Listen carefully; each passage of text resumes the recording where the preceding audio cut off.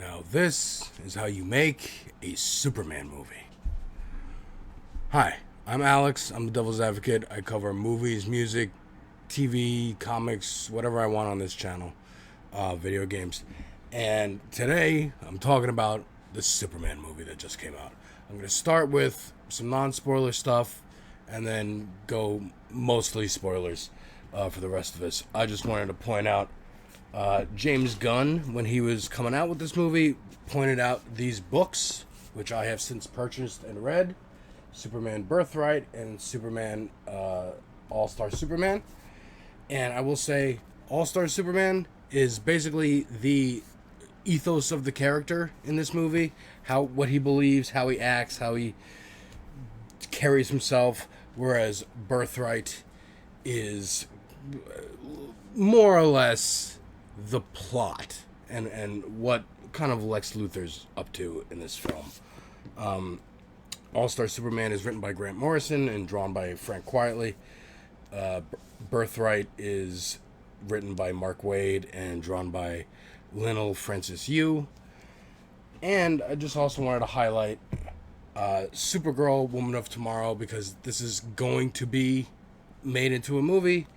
It is written by Tom King and drawn by Bilquis Evely. It is a beautiful book. All these books are beautifully drawn and written. And Tom King, writer of Supergirl, is working with James Gunn on a lot of the elements of the DC universe. And you can absolutely see it in this film. That is not a spoiler. We're going into it right now. Non-spoilers, this is fantastic. It's a fantastic film. It's very bright. Every character is spot on to their portrayal in the comic books. But even if you're not a comic book fan, my fiance is not. She went in totally blind, not knowing who any of these characters were, and even Superman, and never watched a Superman movie in her life, and came out having cried, having laughed, having felt all the feels, and really, really enjoyed this movie. So, a testament from a non-comic fan and a comic fan. It is an absolute masterpiece, maybe? There's just some quibbles I'll have that I'll get into the spoilers section with. But overall, just an absolute joy. It really felt like watching an episode of the Superman animated series from the 90s. It felt kind of like Christopher Reeve's Superman. A little bit. And I watched 4 reviews before making this one. Dan Merle, Jesse Gender, Tate's Take, and Comic Pop. And I respect all of them. And that's why I watch their reviews as soon as I get home from a movie, if they have one about that movie. And there's some takes that I agree with, some takes I don't agree with. But overall, everyone kind of had a good time with it, except one, which I was kind of surprised by. And I'm looking forward to watching Dan Merle's spoiler review when I'm done with this, to see what exactly didn't strike him about this movie, or left him wanting. And some of those criticisms I do understand. There is a lot of world building here. And, it's going to be. It's the first movie of the new DC universe. It's trying to do a lot. A lot is riding on this movie. If it doesn't do well, I've heard rumors if this bombs or something, they're just going to cancel it and retool again, which I don't think they should. I didn't think they should have done it after Green Lantern in 2011. That's a whole other story. But I think, I really, really hope this hits with audiences. I think the message will. I think if people just get to go see it, they'll love it. But I don't know if people are going to see the trailers and be like, yeah, let's take a chance on this. Or maybe they have superhero fatigue and they think it's going to be like all this Marvel slop over the last couple of years, or the DCEU slop that we had under Zack Snyder. And so we'll see. But I really hope that it does well. This movie does so many things well. It gets Superman absolutely right. He is corny. He is goofy. He is a farm boy from Kansas. And he talks like that. And then as soon as you see Ma and Pa Kent in this film, you get why he talks like that. You get why he is very trusting and kind of naive. Whereas, and the scene that, this is not a mild spoiler, but the scene that introduces Ma and Pa Kent, it's a phone call, and Clark is at the office in the big city in Metropolis, and they're on their porch in Kansas, and it's just the background noise shift of like busy city reporting, newspaper office versus porch on a farm in Kansas. Just the quiet like crickets in the background versus the people bustling around. You get the difference, and how slow Ma and Pa kind of talk, because there's a lot of things move slowly outside of the big city, whereas in the big city things are always happening fast. And just getting that juxtaposition is really informs his character and informs of course Ma and Pa and who they are as characters. And they're just so loving and doting. They're so fantastic in this movie. I want to shout out David Cornsweet for playing Superman. Nicholas Hoult as Lex Luthor was, I knew they were kind of going for like a, similarly to what they did in Man of Steel, actually. Dan Murrow pointed this out, and the more I thought about it last night, the more I was like, you know what, there are kind of a lot of similarities here. In that movie, they made Lex Luthor kind of akin to like Mark Zuckerberg, Jesse Eisenberg famously played. In this, he's more like an actually competent Elon Musk, or Donald Trump-esque figure. He's a tech giant. He's a billionaire, and he wants to create a kingdom because that is, and rule over people because that's what billionaires want to do. But he is competent and smart and actually scary because of that competence. Like, you really feel like, oh shit, he might win because he is 10 steps ahead, and he also doesn't care. And even when things don't go his way, he can improvise on the fly and still make it work to his advantage. He is a very scary Lex Luthor. Rachel Bronson, I think that's her name, the marvelous Mrs. Maisel, plays Lois Lane, and I thought she was really good in this movie. She's in almost every scene, but I feel like we didn't get enough about her as a person. My fiance thought she was a little corny, and I was like, that's interesting, because this is the Lois I know and read about and seen in the cartoons. But coming in blind, you're like, she's kind of just abrasive a lot of the times. And she said she was a Mary Sue, and I thought that was interesting because she can kind of just leap into things and be good at it. But again, that is Lois. Lois will just leap before she looks, and oftentimes that leads to Superman needing to come in and save her. They have the whole Superman cast, basically. The whole Daily Planet is here. Perry Wright, played by Wendell Pierce, which is great. Cat Grant, Jimmy Olsen, played by Skylar Gisondo. Ron Troop is in there for a hot second. Steve Lombard is in there, and he provides a lot of the comic relief. He's the sports reporter. It doesn't quite make sense why they bring him on in an adventure capacity, but he's there to be funny, and he is. So I don't mind that. He's also played by Beck Bennett. He's played by Beck Bennett from Saturday Night Live, and I thought that was a really good casting choice. He's really funny. There was also Michael Ian Black as like a Tucker Carlson type of character in this film. They all did a fantastic job. It was a lot of fun. It did feel a little bit of a criticism I have is that it does feel like kind of like an episode of a TV show or a comic, and it's hard to say whether that's a criticism or not, because while I love that and I'm very excited for that, and James, I've noticed this with James Gunn films. He can take concepts that are very big and grand and still keep the scale, at least emotionally, very tight. And that works to the benefit of the movies, but it can sometimes make the scale of things feel a little smaller than they are, and maybe not as epic or as legendary. I was, watching the Comic Pop review, and there was like this movie is not shot like Man of Steel or like Superman Returns, but there's so much reverence for this character, and every shot has to be a big, wide, sweeping shot of him looking all super and powerful.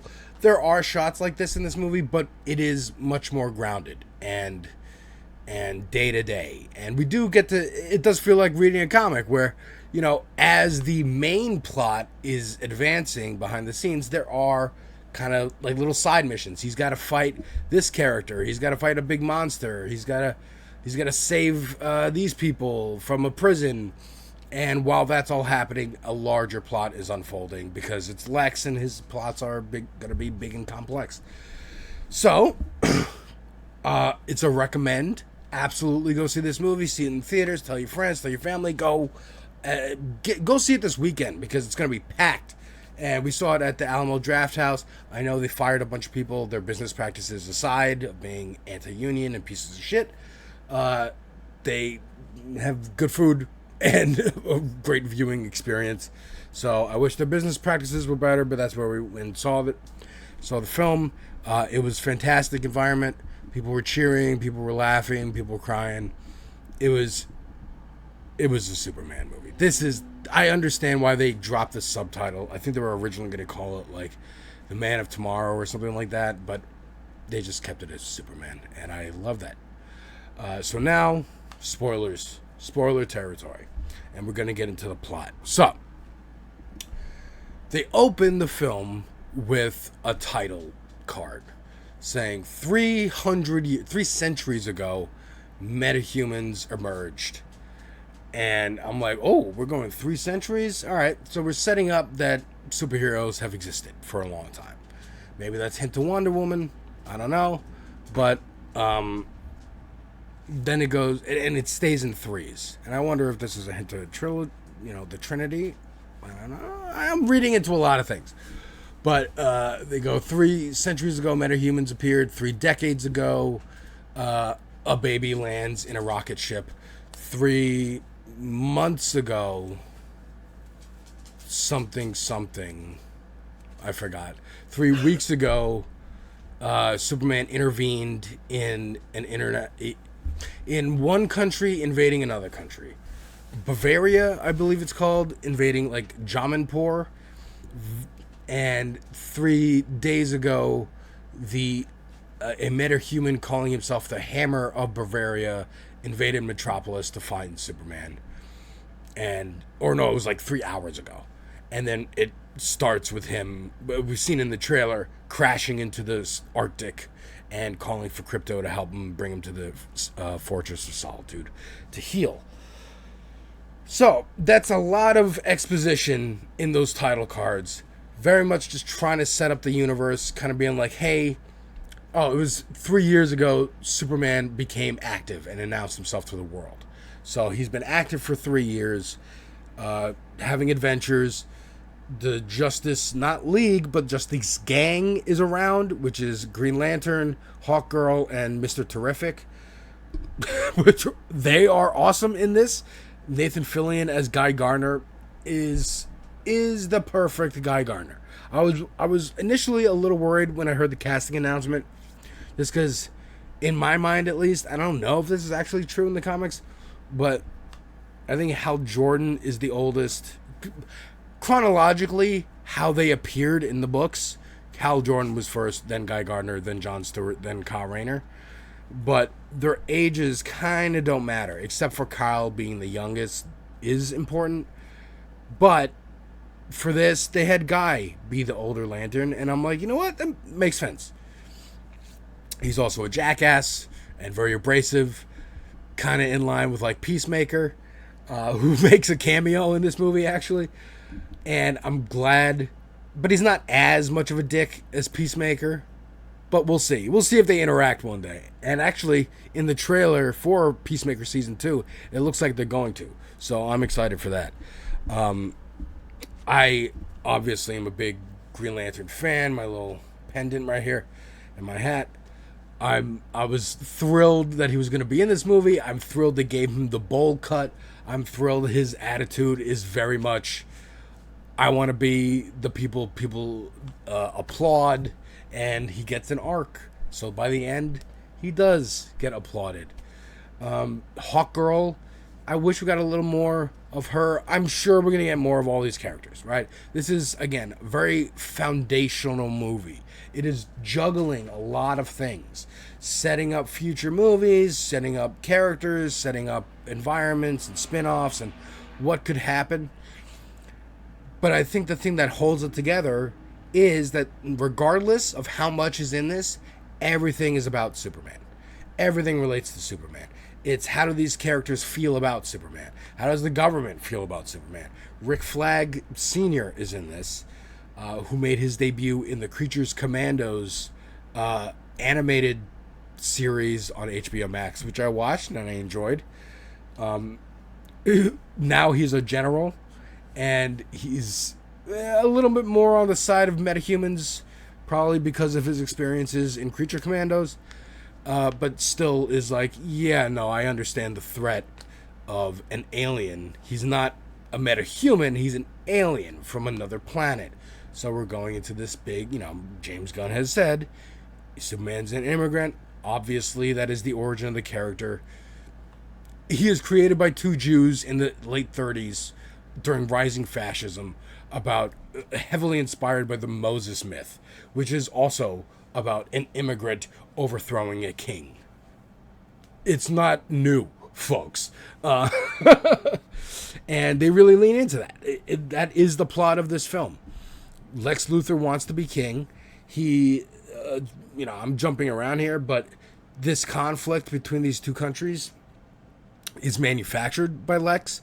Now, it's not as if the dictator of Bavaria is not unwilling to go along with it, but Lex kind of, incentivizes him like, hey man, do this, you'll get away with it, and just give me half the country that you take over, and we'll turn it into a resort, which is highly topical, considering what Trump is talking to Netanyahu about doing to Gaza.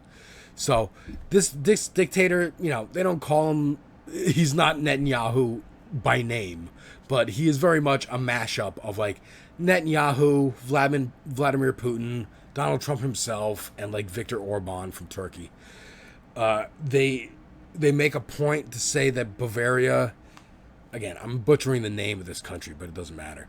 Bavaria is a U.S. ally, whereas Jamanpur is not, and is kind of a U.S. adversary, kind of like Iran. Superman, again, in the opening title, it said 3 weeks ago, Superman stopped the war. And he did. And there's this great scene, which is in the trailer, but fleshed out here in the movie, where he agrees to give Lois an interview. And because she's basically like, calls him out his bullshit, like, hey, you can't keep interviewing yourself. It's like highly unethical as a journalist to do that. And he's like, okay, fine. So he gives an interview. You think it's going to be a softball, but Lois is a dogged reporter. And it kind of sparks their first fight because she is questioning his methods, questioning his motivations, and going, so how did you speak to the U.S. president before crossing airspace? He's like, no, I'm not representing America. I'm representing myself. He's like, yeah, but did you think about the consequences, the implications of doing this, what a response might look like? And did you even talk to the president of Bavaria? He's like, we had a brief encounter. He's like, what is that? She goes, what does that mean? He's like, okay, I flew him into the desert and, propped him up against the cactus and said, if you invade again, you'll have to answer to me. So she goes, okay, so basically you broke international treaties. You threatened the leader of a sovereign nation with death if he didn't do what you wanted.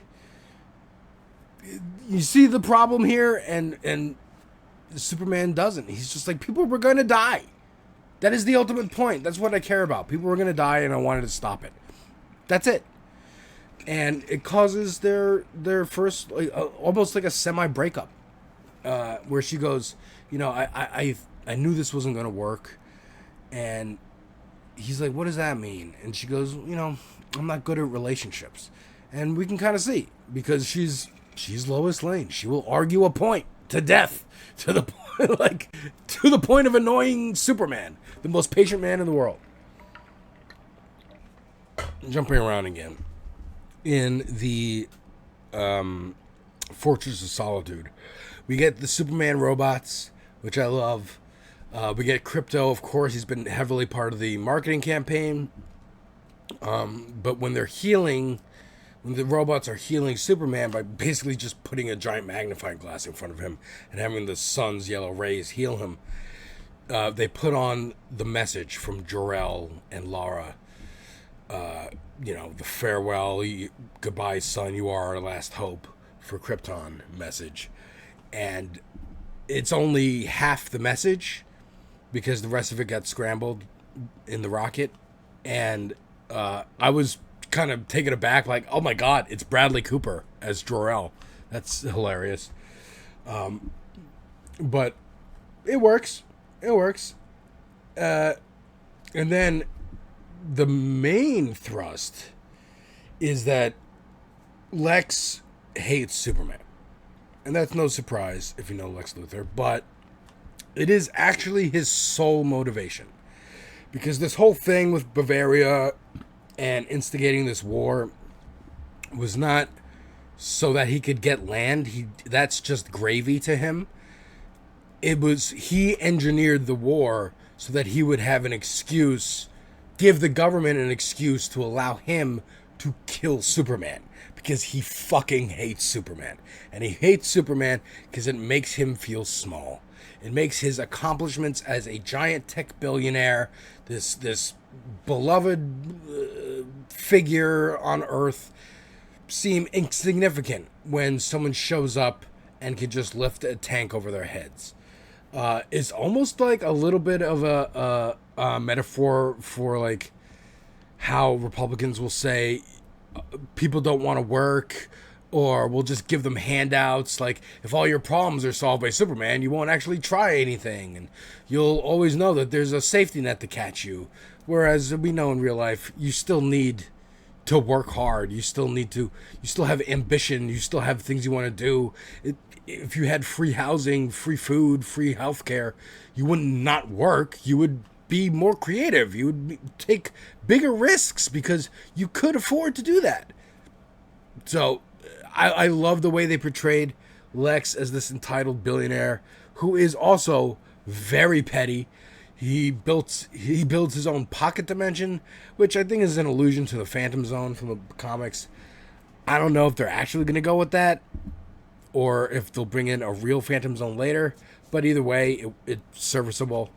It's where he jails people that he doesn't like. He also rents it out to other countries for their political dissidents, which is also something that we are currently doing by sending people to El Salvador, like innocent people, immigrants, or not immigrants, or U.S. citizens, just people the government doesn't like, sending them to a secret prison in a place that no one can access. Very prescient. And we see that he's sending like ex-girlfriends or like critical bloggers in there and just being the petty ass bitch. Eventually, he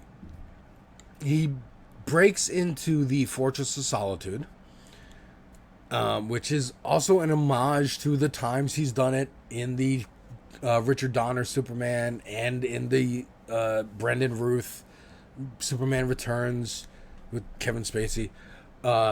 And when he does that, they're like, well, how are you going to do this? And Superman's not going to show up. He's like, oh, I know. I give him the distraction.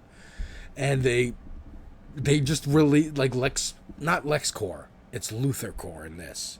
Which makes sense. You don't typically name your company after your first name. So LexCorp, while it sounds better, I'm just used to hearing LexCorp. It does make sense that it would be called Luthor Corps. So, interesting direction. Anyways, some of those employees, first of all, I love the employees. They all get a little... James Gunn is so good at just even giving an actor a line here or there, or even just a look or a moment so that we can get their character right away. These goons all have character. And one of them is like, he sends two of these goons to release a creature in Metropolis that just seemingly just keeps growing as it eats. So and they release it at night. So by the next morning, it's this giant kaiju monster that we've seen in the trailers. And he's busy fighting that while Lex gets into the Fortress of Solitude. So he's got two superpowered goons with him. One is the engineer, who is played by Maria Gabriela de Faria, and she does a great job. Very intense. I know this character from the comic book series The Authority, which was a Wildstorm book, and Wildstorm was Jim Lee's imprint, but Jim Lee then became boss of DC, so he said, DC, you can have Wildstorm characters, and they integrated them during New 52. Anyways, she's here, and she's not exactly the character from The Authority, but she has an arc where you could see how she could get there. Basically, she has nanobots. She's nanobot lady. She can turn her armor, skin, whatever, into anything she wants. Very, very much Iron Man in Endgame or Infinity War style. And this other character, who they call Ultraman, who I fucking knew from the first goddamn trailer when they're showing Superman go toe-to-toe with a masked person. I was like, that's Bizarro. They're doing the Lex Luthor created a clone of Superman that is imperfect and kind of dumb, and it's going to be Bizarro, and it is. So I was very happy with that. They never said Bizarro, but they said he's an imperfect clone. I got it. There's hints that he could come back later as Bizarro. It was freaking cool seeing the reveal of his face. He actually had long hair, and I'm wondering if they did that to kind of hint at like the Nick Cage Superman that was supposed to come out, and he's got the black suit, so it's maybe a little bit of Death of Superman / Zack Snyder dark tone versus light tone theming going back. I don't know, but in this scene at the fortress, the engineer hacks the computer and discovers the rest of the message that Jor-El and Lara left Clark, and they as Superman and the Justice Gang defeat the kaiju. And by the way, I love that Superman saves everything in this. He's fighting this kaiju and is asking Mr. Terrific, like, hey, can't we like get this to an intergalactic zoo or something, or like figure out a way to sequester it away from people and study it and stuff. And he's like, what are you talking about, man? Well, meanwhile, Green Lantern and Hawkgirl are just trying to kill it. And they do. And Superman is busy saving people that the thing is stumbling over and bumping into buildings and stuff. He even saves a squirrel because he's fucking Superman. And that's what he does. That shot in the trailer where he saves a little girl from all the like tanks busting out is there. And then as soon as that's over, broadcast all over, like Metropolis has these big Times Square screens kind of all over the city, which is, there's not as much Art Deco in there as other depictions of Metropolis. There is a lot, but it's not, it looks like a real city. Like a real location. And so many of these are real locations. The Daily Planet, Lex Luthor's office, like the fortress, everything feels real and lived in, which is so goddamn refreshing. So they play the rest of the message. And the rest of the message is Jor-El and Lara saying, you know, we've sent you here. You're going to be more powerful than the people there. So you should rule over them and take many wives and spread your seed as far as possible and repopulate Krypton and make a new Krypton. And that they're playing that on the Michael Ian Black Tucker Carlson show, and Lex is there giving him an exclusive, and he's doing his fainting like, you know, I'm scared like all of you. I thought he was here to help, but he's here to take us over. That's why I've been saying that we can't fully trust him, and I promise that my team, Planet Watch, which is Ultraman, Engineer, and his legion of like basically Iron Men, called the Raptors, will take him in for questioning. And this turns sentiment against Superman, especially Green Lantern. Green Lantern's like, dude, you got a harem? You got a whole bunch of girls? Superman goes into a building to kind of like calm himself and gather his thoughts, because this is a deeply personal thing to him. That message has meant the most to him. And now he's seeing what he thinks is the rest of it, saying like, no, actually, you were not here to do good like you thought we were saying. You're here to take over. The Justice Gang follows him into that building. That's where we see the scene in the trailer where Green Lantern shuts the windows from all the onlookers, and the guy throws the soda can at Superman's head. And they kind of like, is this true? And he's like, there's no way it's true. I've only seen the first half of the message. It's got to be fake. And Mr. Terrific is like, dude, I know the experts that Lex brought in to confirm the message. They wouldn't lie. It's got to be real. I'm sorry, dude. And I thought we would resolve that by the end of the movie. We don't. I don't know if they're actually going to let that be and let it be that Kryptonians were kind of like Viltrumites from Invincible. Like, no, you're going to soften everybody up, and then we're going to take over. And if that's the case, I don't like that. But, there's going to be so many more projects coming out. They can easily be like, oh, no, he did manipulate the footage. Or, Kara is there. Spoilers for the end of the movie, one of the tags is Kara Zor-El, Superman's cousin, Supergirl, shows up very much like she does in the very beginning of this book, actually. She's got, I don't know if you can see this, she's got this trench coat on, and she literally has the same trench coat in the movie. She comes out going, she's drunk, and Superman explains to one of the robots at the fortress, like, yeah, she likes to go to planets that have red suns because then we don't have powers there, and she can actually get drunk because we can't get drunk on a planet with a yellow sun. Our metabolism is too strong. And the big reveal was that Krypto is her dog. So he was just kind of babysitting Krypto for the movie, which I thought was a nice touch. And we got to see Millie Alcock, I believe that's her name, debut as Supergirl. She looked fantastic. She's embodying the character. She's very much despondent and kind of depressed and angsty, and I can definitely see it leading right into Supergirl Woman of Tomorrow, because that is what this book is about. Her kind of finding herself, and because they have different experiences. Like, Clark was a baby when he left Krypton. He doesn't remember it at all. All he knows is what the message that his parents left, and the technology in the Fortress of Solitude.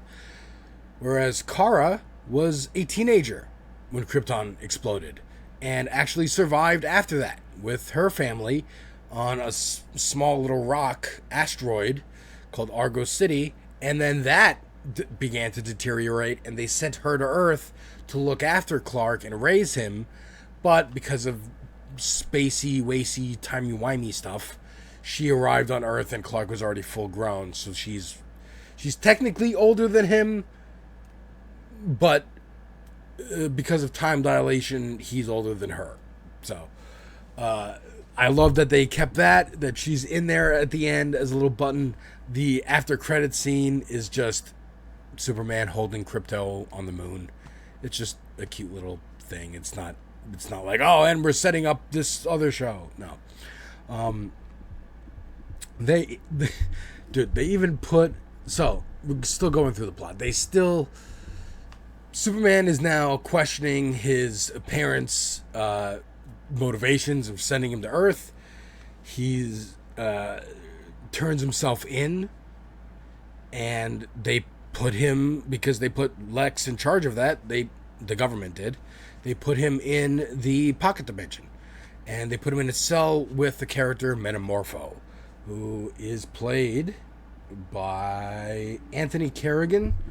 But he's great. Metamorpho is a character who can change into any element, and so even including alien elements. So they put him in that cell so that he could turn his hand into kryptonite and keep Superman subdued. While they're doing that, Lex is monologuing to him like, yeah, we're going to kill you. Yeah, I'm telling you my evil plan because I never plan on letting you out of here. And, you're going to tell me what I want to know by morning, or I'm just going to keep bringing people that you've spoken to because I don't know who you are. But I'm going to keep bringing people you've spoken to and play Russian roulette. So he brings this guy who's like a falafel cart owner, and it's prescient that this character is an Arab man who is like just talks to Superman, gives him free food, and even when they bring him into this pocket dimension, he's like, I gave him food once. What are you talking about? But it's still like, Superman, don't tell him anything. I have no family. Don't worry about it. Like, I still believe in you. And Lex shoots him and kills him. Like, and is just cold about it. It's like, oh, I thought that would take longer. Because he keeps spinning the chamber and pulling the trigger and stuff. But it happens on the second time. So he's like, all right, I'm going to go leave. I'm going to come back with somebody else that you've talked to. And I'm just going to keep doing that until you tell me what I want to know. And funnily enough, he goes, maybe I'll talk to that reporter that you seem to like so much, Clark Kent. So we know solidly that Lex does not know that Clark is Superman. Lois knows, and the Justice Gang know. And when Lois goes to the Justice Gang to get their help, they're like, you mean Clark Kent? And she's like, oh my God, dude, he is so trusting. I gotta nail into his head that not everybody is super nice and trustworthy. So that is just another layer of Superman being this like cornball guy from Kansas who thinks everyone's on the up and up and everyone wants to be friends. I love that Guy Gardner calls himself the leader of the Justice Gang, that he keeps insisting that it's going to be the Justice Gang, that Hawkgirl and Mr. Terrific do not like that name and don't care. I like that they mention Maxwell Lord, that they work for Lord Tech Industries. There's even a little cameo from Sean Gunn, James Gunn's brother, as Maxwell Lord on TV towards the end. I'm excited to see where they take that character because it could be very, very interesting and very dark. Anyways, they're in the prison. Metamorpho has a change of heart when this innocent halal vendor is killed. Because he goes, oh my God, this guy believed in you so much that he wouldn't give up any information, even though and I can't believe Lex killed him like that. Like, he was such a monster. He's threatening my child. Like, he literally has Metamorpho's baby across from him in the cell to remind him, like, hey man, dude, what I fucking tell you to do, or I'm going to kill your kid. They have krypto captured. That's the whole reason Superman turns himself in, is for the dog. And Lois even questions that and says, like, why? But he's just a dog. And he's like, yeah, but he's a really good boy, and he doesn't deserve to get hurt. Yeah, and oh, dude, I loved it. Also, that scene where he says that, it's in the trailer. I think they're in Lois's or Clark's apartment, and they're in front of a big window, and in the background you see like a giant squiggly alien thing, and the Justice Gang are fighting it, and Lois is like, are you gonna go help them? And he's like, oh, that's just an interdimensional imp, they can handle it. And I'm like, is that fucking Mickey Spitalik? Are you fucking doing him? Now, they didn't. He was just in the background of that scene, but they could. It's an interdimensional imp. I'd love to see that happen in the future. And this brings me to one of my criticisms of the film. And it's a criticism of a lot of Marvel and just action movies in general, where they kind of undercut a lot of what could be very emotional scenes or serious scenes with jokes. So Lois and Clark are having this pretty serious, intense conversation, but every time they cut to a wide shot and you see the window, you see the alien and the Justice League fighting them in the background. So it kind of undercuts the seriousness or the weight of that conversation. They do that quite a bit in this film. It's not egregious to the point of, like, I don't know, Ragnarok or Thor Love and Thunder or some of the later Marvel stuff. But, like, I wish they kept it to, like, I don't know, Spider-Man No Way Home, where they let some of those scenes breathe. They let some of that sadness breathe. And they do here as well, but I guess I kind of wish it was a little more sparse, the undercutting with a joke stuff. That's it. Dan Murrell, in his reviews, said this Superman is similar to Man of Steel's because they are both kind of put upon and mopey, and I wouldn't call this Superman mopey. I liked Man of Steel when I saw it in the theater. And I had no qualms about, like, oh, he didn't save people. Like, yes, he did. He was fighting Zod, and buildings were falling down. Like, to stop the buildings falling down, you have to stop Zod.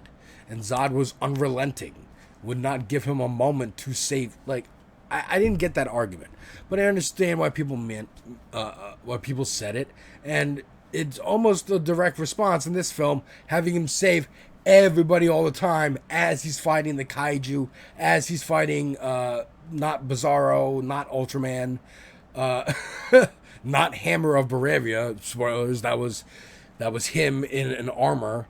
And I love the way they use him. The team that Lex Luthor has in his, like, office, in his war room, he calls out, like, 10A, 76C, and these are different fighting moves that they're inputting into Bizarro and having him, like, Lex is basically using Ultraman as a video game character, and he's yelling out inputs that are fighting moves. And I really thought that was a clever way to have Lex fight Superman without actually having to put on the armor. Now, they hint at it. Like I said, he's got a team of basically Iron Men. That Mr. Terrific has a great scene where he dispatches them. And that scene where Mr. Terrific is fighting them, he and Lois go to shut down to investigate the portal and find Superman in the pocket dimension.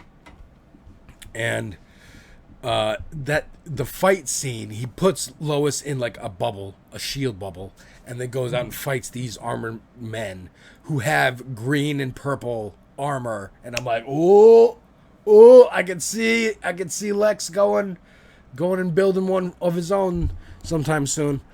And that scene is just, it reminded me of the fight scene between Rick Flag and Peacemaker in the Suicide Squad movie, where they kind of rotate around Peacemaker's helmet and you see the fight in the reflection of the helmet. They do that here where it's just rotating around Lois and her reaction to all this stuff happening around her. The T-spheres flying everywhere, Mr. Terrific being a badass, and her just shocked face looking at it all, and people trying to get in and fight her. It was really well done.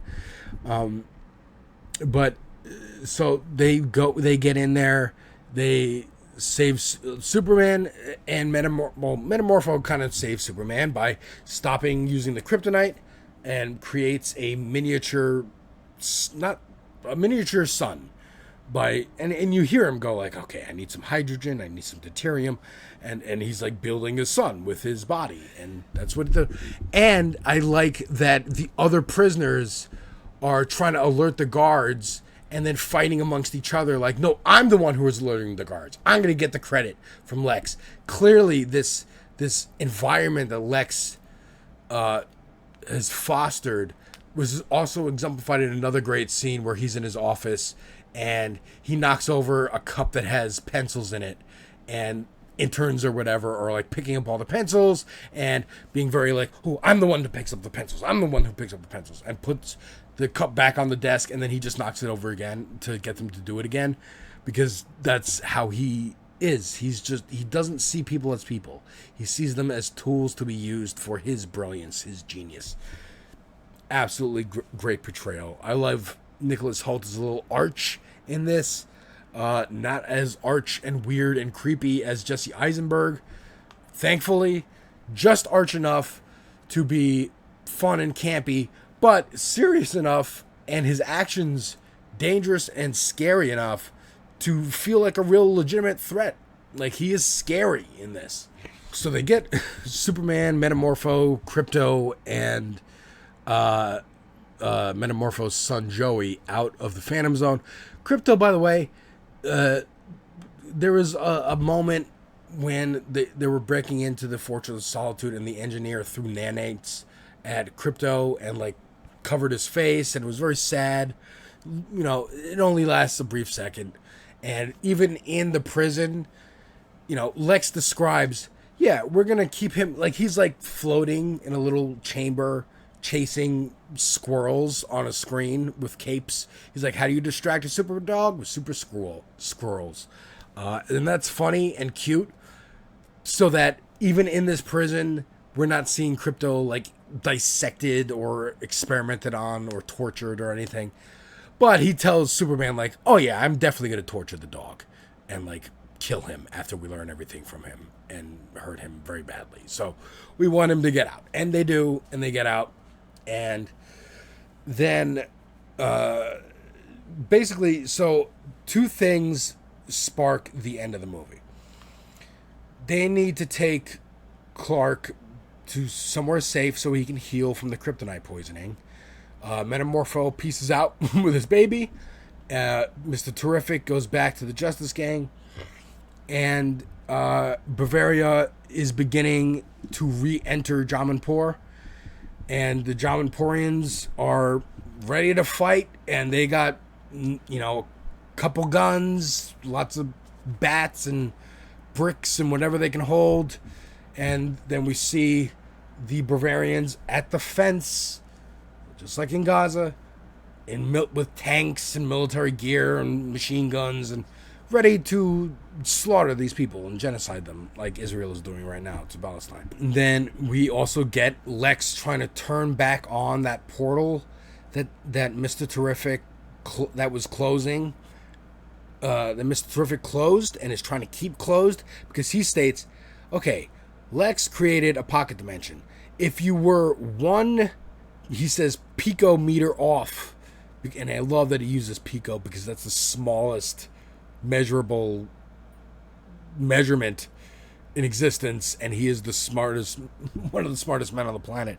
He's like, if Lex had done this even a smidge in one direction or another, he would create a black hole and there'd be no Earth. So, you know, this dangerous kind of science is the perfect shit that Lex likes to dabble in, establishing Lex is very reckless, much like Elon Musk, creating AI cars that hit people that aren't tested, that he tests out in the world. And oops, someone died. I guess we'll retool our computers. But someone fucking died, you idiot. Anyways, Lex is trying to turn it back on, and in doing so is creating a dimensional rift that is kind of splitting the Earth, and it's heading right towards Metropolis. And so Superman's got two things he's got to tackle.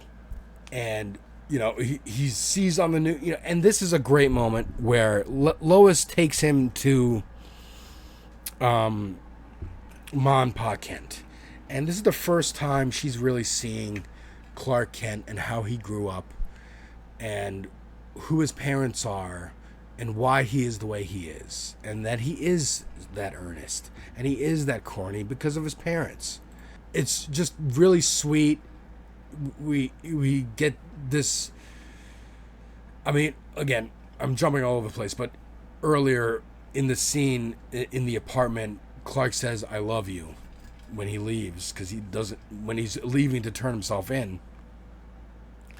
And we get a moment of that at the end with Lois saying, I love you to him, after the whole big last act.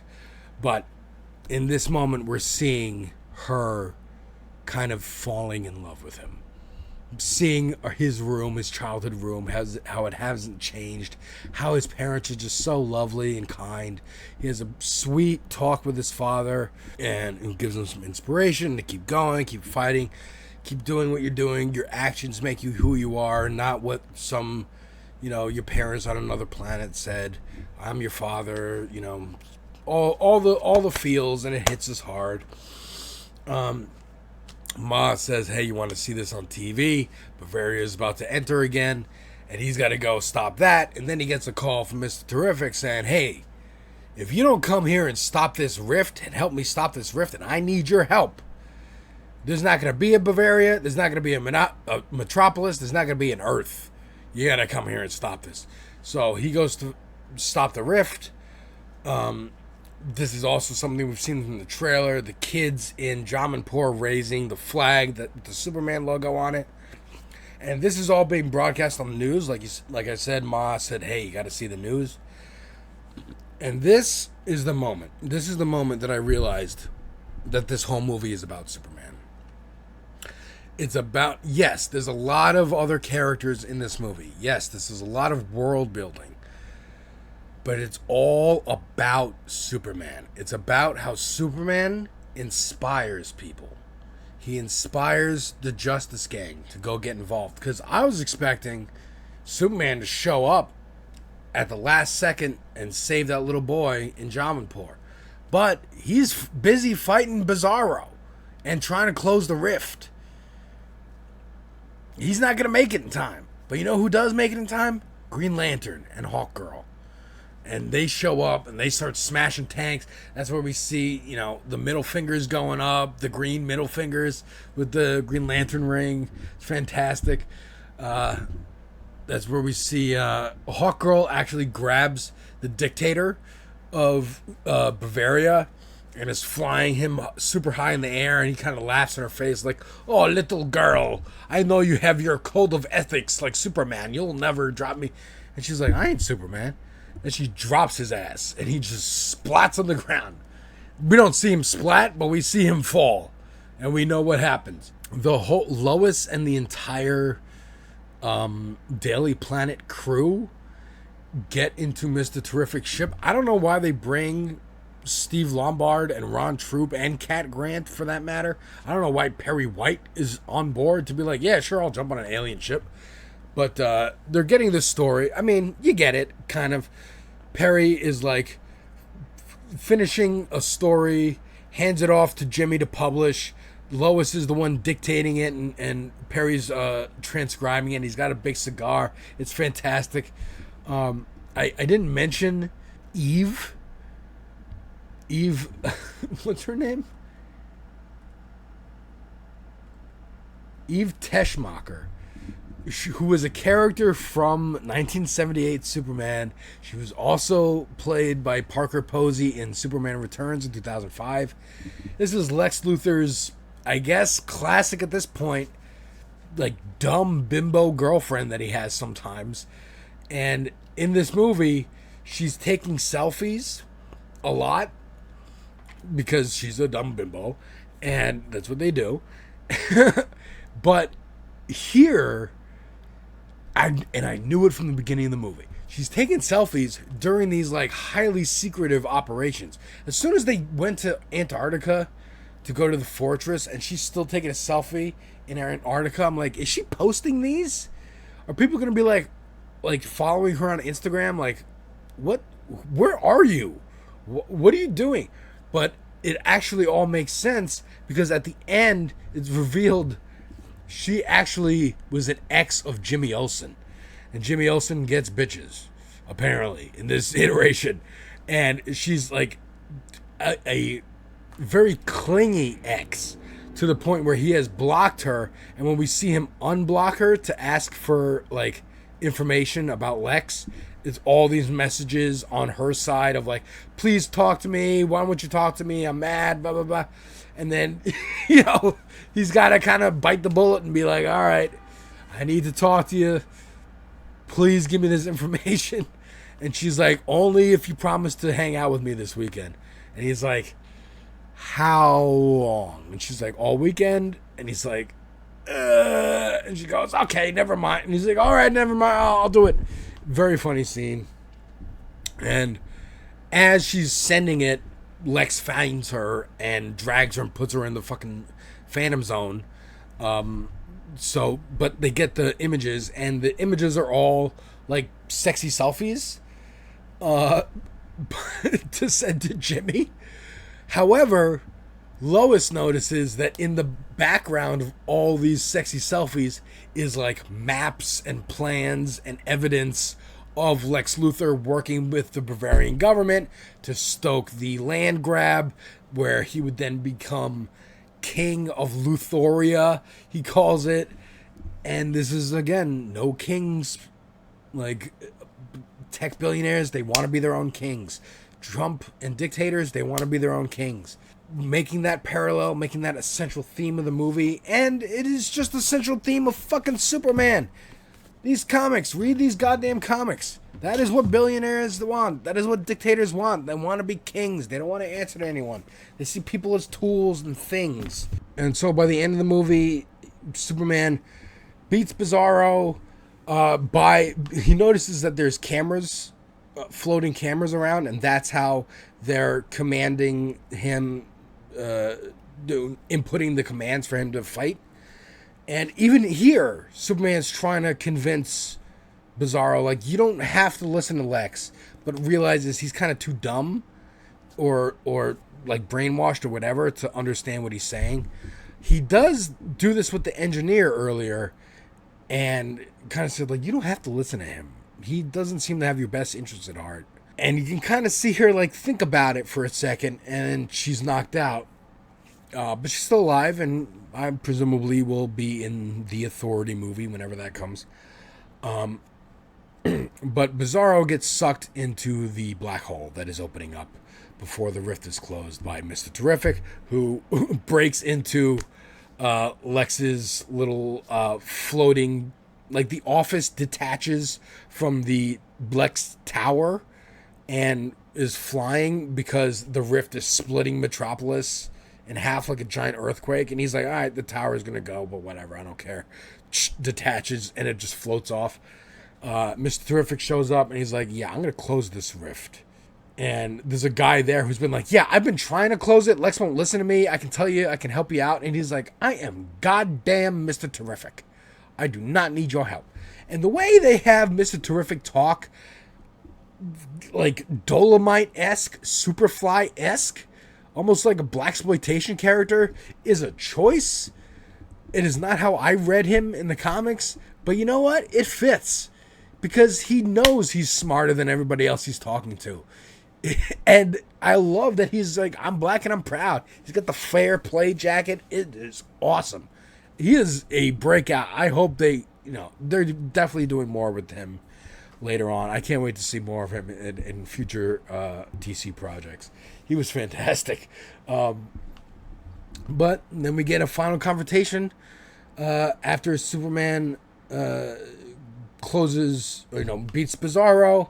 Metamorpho is helping out in Jamanpur with Green Lantern and Hawkgirl, and kind of asks, hey, can I join the Justice Gang? And Hawkgirl, once again, this is a running gag, says that's not what we're called. And Metamorpho's like, well, I kind of like the name. And Green Lantern's like, you're in.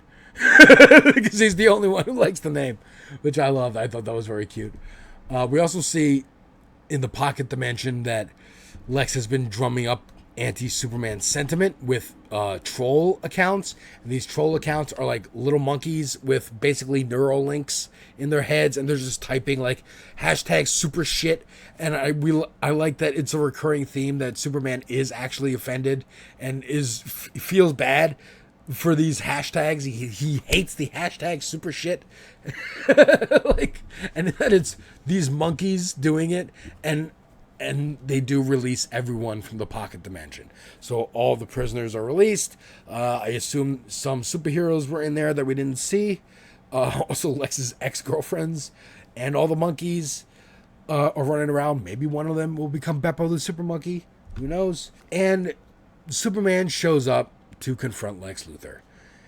As Lex Luthor, as the Justice Gang are saving Jamanpur, as Mr. Terrific is closing the rift, and Lex's plans are falling apart, the cherry on top is the Daily Planet publishes the expose with all the evidence that Lex was working with Bavaria to conquer Jamanpur, to divide up land, and cause the rift. And he's going to get arrested and go to jail, which I hope happens when the tides of power shifts in this country, and instead of saying, we'll wait for the heat to die down, no, arrest these fucking war criminals. Arrest these fucking criminals. Anyways, Lex kind of gives his whole thesis, like, I engineered this conflict to kill you. To get the government to allow me to kill you because I fucking hate you. Because you make me feel small. You make my accomplishments feel like nothing. Again, like I said earlier, you're a handout basically to the poor, to the working class, to the degenerates that I don't regard. And Superman's like, I'm more human than anything. That is my superpower. I get scared. I get nervous. I get anxious. I doubt myself. But every day, I put on my boots. I put one foot in front of the other, and I try to do the best that I can do. And that's fucking Superman. That's fucking Superman. I also wanted to mention this everything gets paid off. And a great example of that is in the pocket dimension when Mr. Terrific is trying to save Superman. He sends his T-spheres in there, and Krypto goes after one because he thinks it's a ball. He thinks it's a toy, which makes sense. But then and then they follow another one out. Later, when he's fighting Bizarro and trying to close the rift, he sees the cameras around Bizarro, and Krypto shows up, and he's like, you know what, Krypto, get the toy. So Krypto starts destroying the cameras, and it can't input commands to Bizarro, so he can't fight Superman as effectively, and Superman's able to overpower him, get him to get hit by a bus that flies into the rift. He goes into the rift. I'm hoping he goes into the black hole, ends up on the other side on Bizarro World, and becomes Bizarro. That would be great. I hope so. But this movie just ends with Superman saving, he saves the world, inspires the Justice Gang to, break treaties. And you know what? We're going to go over there and stop the slaughter of innocent people. I don't care if Maxwell Lord wants that to happen or not. We're going to do it. We'll answer to him later. Maxwell Lord appears on TV, after the exposés come out, and Lex is actually like crying, and I really like that. Like, the thing that hurts him the most is the public perception of him crumbling and people thinking he's an asshole, and Maxwell Lord's on TV being like, one thing liberals and conservatives can agree on is that Lex Luthor is a dick and everyone hates him. And I love that.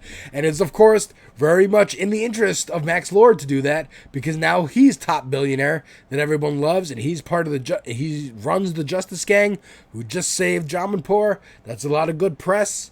I'm sure that's going to follow up in whatever project they're in next, which I think is Peacemaker Season 2. I love that, Superman doesn't beat up Lex. He even has empathy for Lex. He's like, dude, I'm human. You're human. You could have been so much better with your genius. You could have done so much more good with your genius if you didn't fixate on me. I'm just here trying to help, and you could be helping too. And then Lex starts to go into this whole diatribe, but then Krypto grabs him and just starts throwing him around the room, which I thought was perfect. Superman's not going to do it, but Krypto can do it because he's a dog and he doesn't know any better. And he's like, put him down. He's trying to get him to put down Lex. And the whole theme that, Krypto doesn't really listen to him that much. He's a good boy, but he does bad boy things sometimes. And it's revealed at the end the reason why is that he's Kara's dog. And Kara's also very just irresponsible. So it makes sense that she wouldn't have trained him that well. And she goes off to be in Supergirl Woman of Tomorrow. And the last shot we get in this movie is them he's healing from the battle a bit. And he's rebuilt the robots. And one of which is played by Alan Tudyk. So that's nice. K2SO. And he's here in this as well. And he's very funny, as always. Alan Tudyk is a national treasure. But they repeat the line from earlier in the movie. Oh, can you play the footage of his parents? He finds it soothing. And instead of the clip of Jor-El and Lara, it's home movies of Martha and Jonathan raising little baby Clark. And it's fucking adorable. Made my fiance tear up. Made most of the audience tear up. I was just smiling ear to ear. They were playing, presumably Clark Kent's favorite band is called the Mighty Crabberries, something like that. A punk band. He has a conversation with Lois about like punk rock and stuff, and he's like, maybe being kind is the new punk rock, actually. And it ends with a punk rock song, and him just smiling there in the sunshine, listening to it, looking at all this footage of his family and him growing up. Man, it was a fantastic movie. I hope you all see it. I hope it does really well at the box office because that's all that matters to these fucking studio executives. I hope it does well enough that David Zaslav, piece of shit who owns Warner Brothers, fucking stays hands off and lets James Gunn and Peter Safran do what they're gonna do. Because I am so excited to see where the DC universe goes after this. Please go see this movie. It is fantastic. I'm going to be on This Space. This Space is a channel, more political channel on YouTube. We just hit 2,000 subscribers over there. It's a big collective of a bunch of us. I'm going to be talking about Superman with Christina from Cosmopolitics on Tuesday. And then I'm going to be on her show Tuesday night, which is Movie Night Extravaganza. So I'm excited to talk about Superman all week. Weeks and weeks of Superman. Superman for 100 years. 100 years, Superman. It's a fantastic movie. You'll love it. You should love it. Again, criticisms, I understand. It is a little bloated with the amount of characters and the amount of things they're trying to set up and do. I felt it all worked because even though it is setting up so much, all of those things in this movie are relating to Superman and how everything is about Superman, including, everyone being inspired by the child raising the flag in Jamanpur in a hopeless situation, just calling Superman's name, and Green Lantern shows up, and Hawkgirl shows up, and people inspired by Superman show up. It wasn't Superman himself. It was his influence showed up. His influence inspired Mr. Terrific to give Lois a chance. Inspired Green Lantern and Hawkgirl to do some good and be real heroes for once. Instead of just knocking around and killing a big monster and causing a bunch of collateral damage, they went and saved people from an oppressive government. I love it. I love it. I love it. I hope you love it too. Like and subscribe, comment, let me know what you thought down below. And have a great weekend, folks. I'm going to see Weird Al tonight. That is why I got no beard. And I wish my hair was a little longer, but let's see. How do I look like Weird Al? A little bit. A little bit. Anyways, take care, folks.